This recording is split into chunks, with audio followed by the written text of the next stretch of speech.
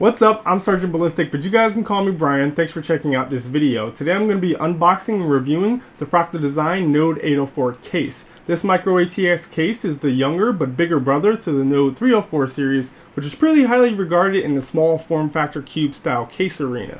Let's see if this can stand up to those standards.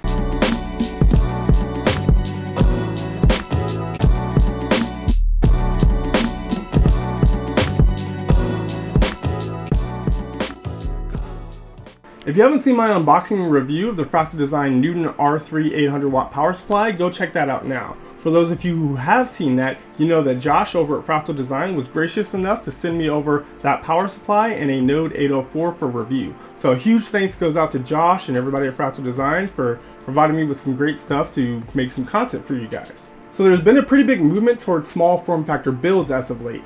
And until pretty recently, that's usually meant giving up performance, either because motherboard manufacturers weren't producing micro ATX and mini ITX motherboards with the same feature set and specs, or because case manufacturers weren't really producing very flexible small form factor cases. Cube style cases like the Node 804 have become pretty popular for this type of build, and you can see that most major manufacturers are building something with the same or similar form factor. But let's go check out what's special about the Node 804. Opening the box, we find the case protected with some hard foam and wrapped in plastic. There's also plastic attached to the windows of the side panel to prevent scratching. Included with the case is a very thorough user manual which outlines supported component dimensions and actually has a build walkthrough, which is very nice for a case like this, which doesn't have a typical design and layout. Minimalists will probably appreciate the clean look of the understated Scandinavian design we've come to expect from Fractal Design, and I find minimally designed products to be easily incorporated into almost any setup. Dimensions of the case are about 12.1 inches by 15.1 inches by 13.5 inches,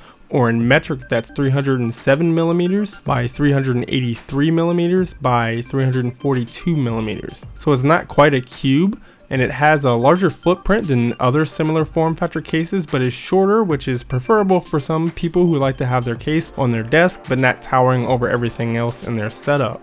It weighs in at about 13.2 pounds or 6 kilograms. Moving around the case, we first come upon the brushed aluminum front panel, which will pick up fingerprints pretty easily. The front panel has a nice elegant curve to it, and the bottom is made of mesh to promote airflow. Towards the bottom right of the front panel, you can see the understated Fractal Design logo. Next to it are a blue power LED and a white LED to indicate hard drive activity. Aside of the front panel, we see a very stealthy slot load optical cutout. This is very nice and flexible, allowing for an optical drive, but not wasting space if your system doesn't require one. Particularly an HTPC might find use in having an optical slot for playing and ripping Blu-rays and DVDs. Under it are a 3.5mm mic and headphone jack, the power button, and two USB 3.0 ports. There is no reset button on this. Moving to the right side panel, you see nothing, as is typical for most cases. Taking a look at the top, you can see the entire panel is filtered. It has fins to direct airflow towards the back of the case, and it's removable and utilizes thumb screws.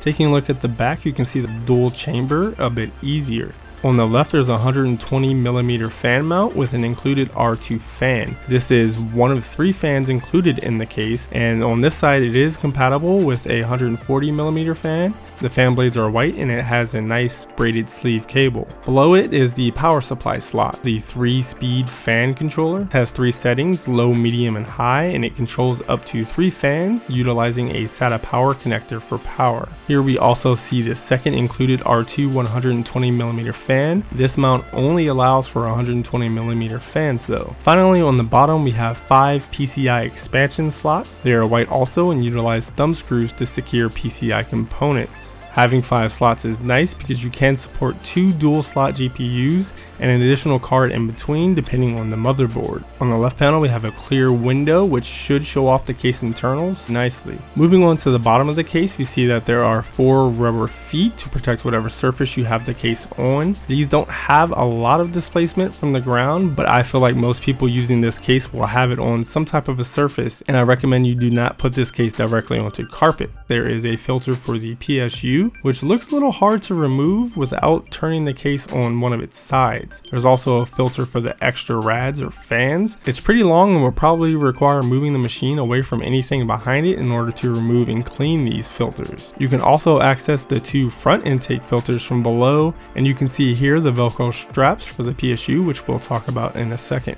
Now taking a look at the interior, we can see that it is painted all black with the exception of the white accents. The main chamber is on the left, and this is where you're going to find all your heat generating components like the CPU and GPU. This case does support both micro ATX and mini ITX motherboards. It has a very large CPU cutout for the CPU cooler bracket access without having to remove the board. This case supports CPU coolers up to 160 millimeters in height. There are large cable cutouts on the right and bottom of the motherboard tray for pass-through of cables and water cooling tubing to the other chamber. The top of this chamber can support a 240 millimeter rad, but there is a good chance that you'll probably need low profile memory in order to fit it in. You also shouldn't expect to be able to have a push-pull setup on this particular side. On the left below the motherboard tray where you would normally find the PSU, there are mounts for two 3.5 or 2.5 inch drives. There are also several cable tie notches along the bottom to manage the cable for these drives. Included with the screws and miscellaneous accessories are some rubber mounts which are great for mechanical drives mounted here. The case supports up to 320mm GPUs without the bottom intake fan and 290mm GPUs with the bottom intake fan. If you want to mount a radiator here, you can also subtract whatever the thickness of that radiator is. On the inside of the front panel, there is a double drive cage for two 2.5 drives or SSDs. There's also a mount for the slot load optical drive. This being on the right side is very smart, so it won't block airflow to your hotter components if you do choose to have an ODD. You can also see the two filters I mentioned earlier, and you can fit a 240mm radiator on either the left or right side. There are also several small cutouts for the aforementioned drives and front panel I/O cables. On the opposite side of the case, we find the PSU/hard drive chamber. There are two vertical mount hard drive cages mounted up top. Each supports up to four 3.5 inch hard drives and have rubber mounts for the mechanical drives. There is no toolless mounting solution for these cages, instead requiring screws to secure hard drives to the cage. This means hot swapping, replacing, or upgrading drives will be a little bit more of an ordeal than is typical in most modern cases. There's also no out-of-the-box support for 2.5 inch drives in these cages, but this can be corrected with 2.5 inch to 3.5 inch adapters, which are actually less common with SSDs these days since most cases have plenty of mounting solutions for SSDs. The hard drive cages are removable by unscrewing the thumb screws and sliding them out. The vertical mounting of the hard drives does look kind of cool and allows for air to be passed over in between every hard drive, but does seem to add to the difficulty of replacing drives. This rail system also prevents adding a 120mm fan or radiator if you take out just one of the hard drive bays, as the middle slider is still required for a single bay and interferes. The top mounting system can be removed to allow for a mounting of a radiator in this chamber. It can support up to 280mm rads with no max thickness, so push-pull is possible. One of the hard drive cables can also be bottom mounted behind the PSU if the Velcro cable management straps are removed. This case supports all of the longest PSUs that I know of on the market and also has rubber mounts to prevent vibrations, which makes me smile. So the list of pros for this case is actually quite long. It's extremely configurable and customizable, allowing for multiple air and water cooling options, up to 10 fans in total, and holds up to 12 drives, 10 3.5 inch and 2 2.5 inch. The case is very versatile and good for anything from a NAS to a high-end gaming rig. It supports multiple GPUs. The dual chamber design keeps components in separate thermal zones, which also helps with cooling. It's very solidly constructed and exhibits little to no flex, especially with the side panels on. It's very compact and space efficient. The thorough user manual is nice and appreciated, giving dimensions for internal components, and has a nice build walkthrough. This case is pretty much fully filtered, and I really actually like that the front I/O panels are all black and sleeved. There are a few cons for this case as as well. The alternative form factor means its flexibility does come with some compromises, so be sure to plan your build carefully. It does have a wider footprint than most mid-tower and even other cube form factor cases. With the heavy use of thumb screws, it would be very nice if they stayed attached to their respective panels and cages. The small form factor makes building in this case fairly difficult, especially if you have large hands, and upgrades in this case will likely require removing a lot of things like drive cages just to add in or replace one new drive. So I gotta say, I'm pretty pleasantly surprised with the versatility of this case. You can build anything from a NAS to a HTPC or even a Enthusiast grade fully water cooled build inside of this case. If you do plan on doing more than just a basic air cooled rig with a few drives in it, be sure to either consult this video or the case's manual to make sure that your combination of components will fit in the way that you expect them to. So overall, the small size and alternative dual chamber configuration of Nodo 4 do create a couple compromises and complications that you might have to deal with in your build, but that should be nothing that crosses it off your list, especially if you like the cube style form factor and the minimalist design of the unit. Definitely look to pick it up.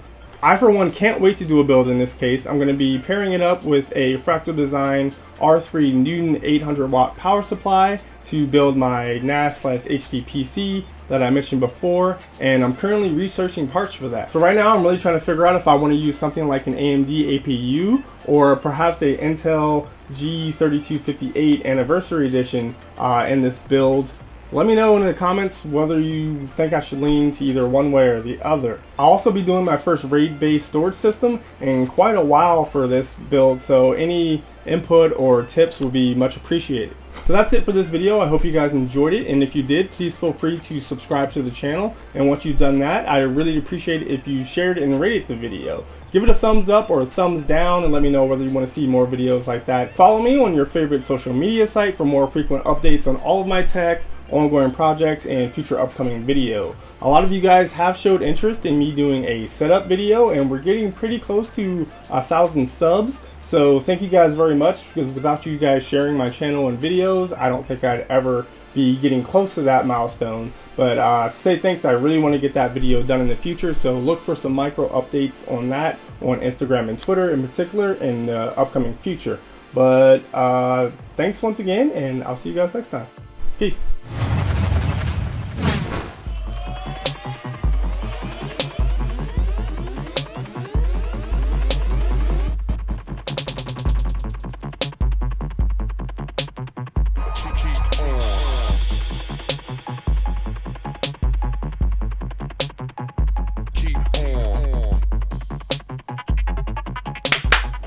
And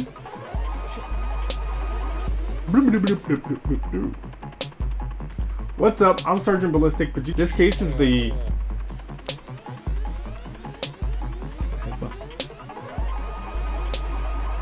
younger but older 800 pound. Speak. It's almost there. Just finish. Use your words. Micro ATX and then ATX.